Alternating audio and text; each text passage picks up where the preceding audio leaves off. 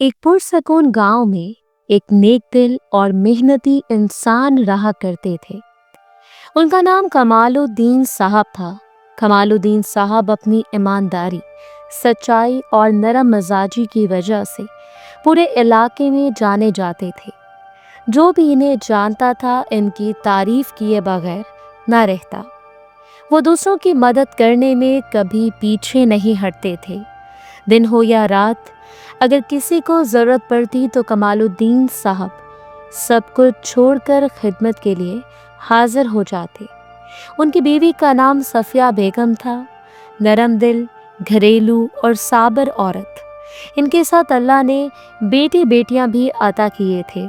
कमालुद्दीन साहब का ख्वाब यही था कि वो अपने बच्चों को इज्जत, तालीम और बेहतरीन तरबियत दें ताकि उनका नाम रोशन हो।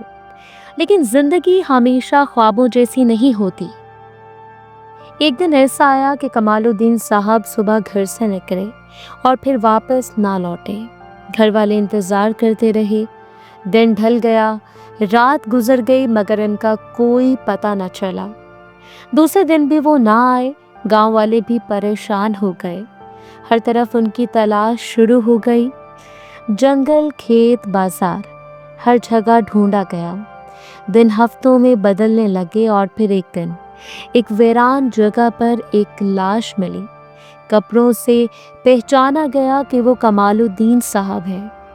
ये खबर पूरे गांव में आग की तरह फैल गई। घर का दरो दीवार रोने लगा। सफिया बेगम और इनके नन्हे बच्चे गम में डूब गए। ये सदमा ऐसा था कि बयान करना मुश्किल है।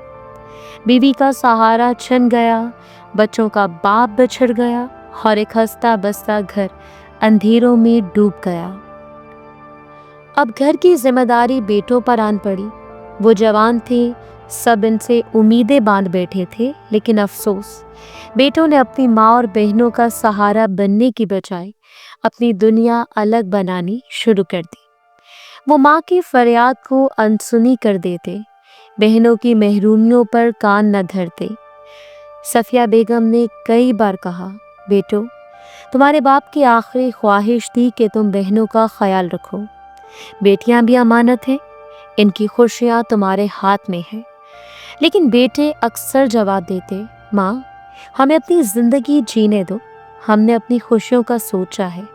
भाभियां भी आग में घी डालती रहीं। वो अक्सर कहती थी, ये बहनें कब तक हमारे सर पर बोझ बनी रहेंगी। ये अल्फाज सफिया बेगम का दिल चीर देते। साल गुजरते गए, बेटियां जवान हुई। इनके दिलों में ख्वाब थे कि भाई इनके लिए अच्छे घराने ढूंढेंगे, शादी के मौके पर साथ देंगे। लेकिन हकीकत बिल्कुल बरक्स थी। भाइयों को परवाह ही ना थी। न कपड़ों का इंतज़ाम किया, न जहेज का, न रुखसती का। जो कुछ भी हुआ, सफिया बेगम ने अपने आंसुओं के साथ सब कुछ बर्दाश्त करके किया। कभी जेवर बेचकर, कभी उधार लेकर, कभी दिन रात मेहनत करके।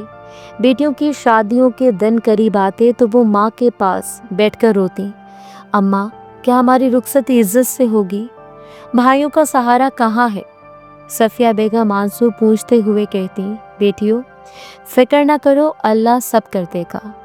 आस्ता आस्ता सब बेटियां अपने अपने घरों को सुधार गई, लेकिन ये रुखसती कभी खुशियों भरी ना थी, क्योंकि भाइयों की बेरुखी ने दिलों को जख्मी कर दिया था।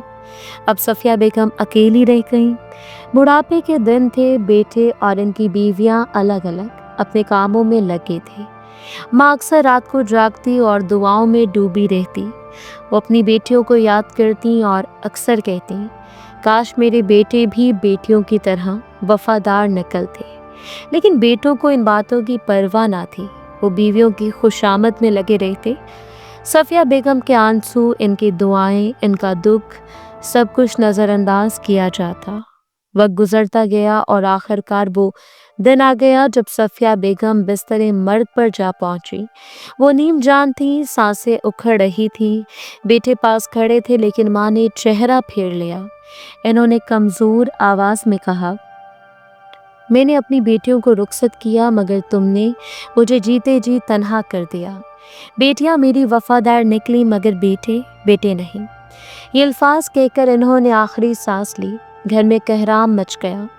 माँ का जनाजा उठा, बेटे शर्मिंदा खड़े थे, लेकिन अब बहुत देर हो चुकी थी। बेटियां दूर दराज से दौड़ती हुई आई, माँ के कदमों से लिपट गईं और सिसकियों में डूबकर रोने लगी। इनकी आहें सुनकर पूरा गांव रोने लगा। ये कहानी हमें ये सबक देती है कि बेटियां कभी बोझ नहीं होती।